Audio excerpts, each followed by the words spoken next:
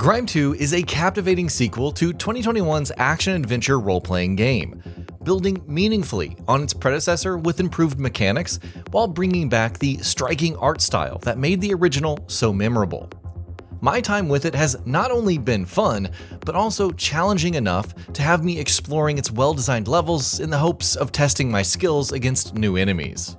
It smartly reworks familiar ideas through a new lens, weaving its themes into the journey of the Formless, an art mimic brought to life by the mysterious Rippler of Waves, and told that the world before it exists to sate its appetite.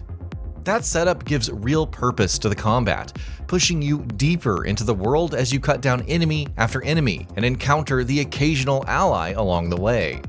Now, before getting into combat and progression, it's worth highlighting how strongly Grime 2 is built around the idea of individual agency, with hands serving as a constant visual and mechanical expression of that theme. That idea runs through the entire game, and the repeated presence of hands in the world, in enemy designs, and even on your character helps reinforce it in a way that feels organic rather than forced.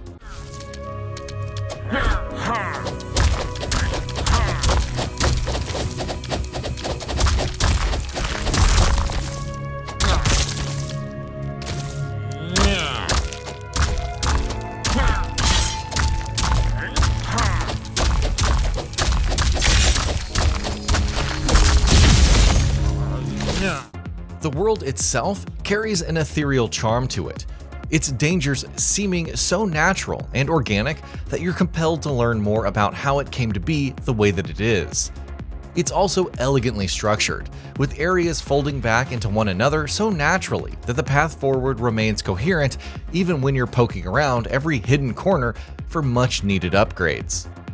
Part of what makes that structure work is how vulnerable the Formless feels at the start. You begin with light and heavy attacks, along with a jump, dash, and parry for movement and defense. It's a simple setup that the developers have utilized well, with additional layers and moves opening up as you keep taking down some incredible bosses. Each area teaches you how to use the mechanics it introduces, and its bosses usually serve as the final exam, forcing those lessons into your muscle memory through punishing attacks. While I wouldn't put them on the same level as a full-blown Soulsborne, they still offer a stern challenge, with the standard difficulty in particular keeping me on the back foot more often than I'd care to admit. Every boss that you take on is tough, but fair, requiring precise uses of dodges, parries, and a grapple that's introduced a little later on. The weapons you use against them are also quite varied, and nailing down the timing on each animation was a huge part of the fun.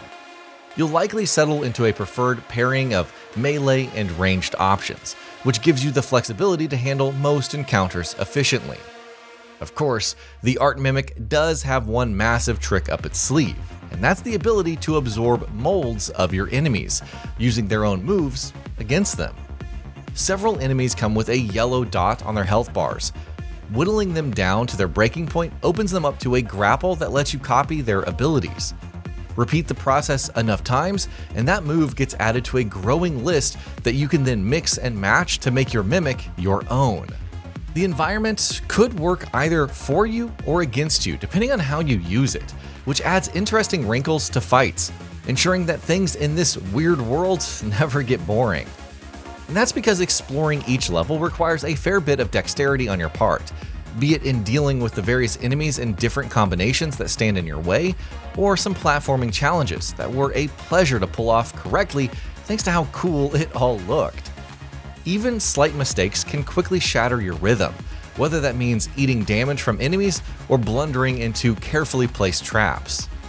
You recover health through the breath mechanic, which involves building up the eponymous meter by killing enemies in the field before you use all of it up to give yourself a heal over time effect.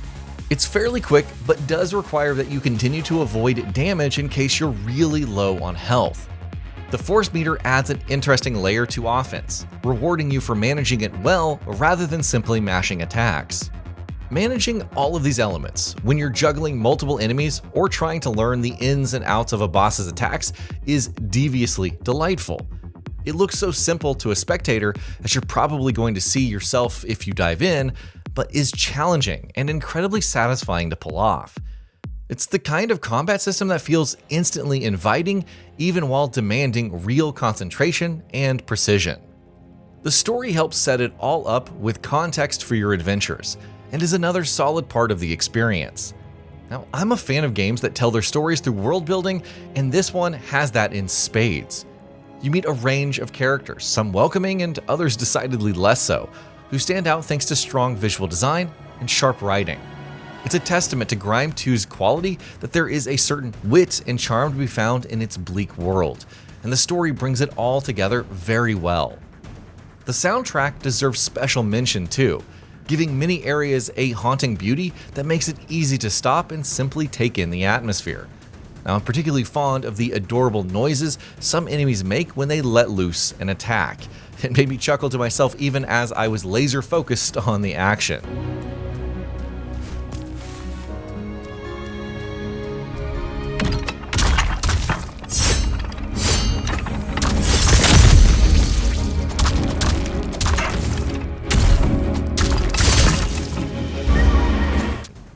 The game performs very well on my base PS5, running smoothly enough for its combat and platforming to consistently look and feel excellent.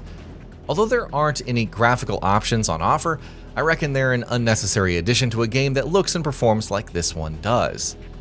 I did encounter one early bug that froze the game and forced a restart before I could continue, but beyond that I ran into no major technical issues.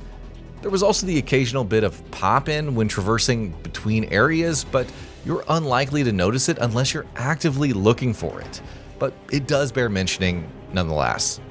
Now, you've probably already guessed that for me, this one's very easy to recommend. Its combat is spot on, while its platforming trappings have you grinding your teeth as you try to nail down the timing on its various challenges. Put that challenging gameplay loop beside a world and a story that are quite intriguing, and you've got the recipe for a title that lets you fully immerse yourself into its absurdity.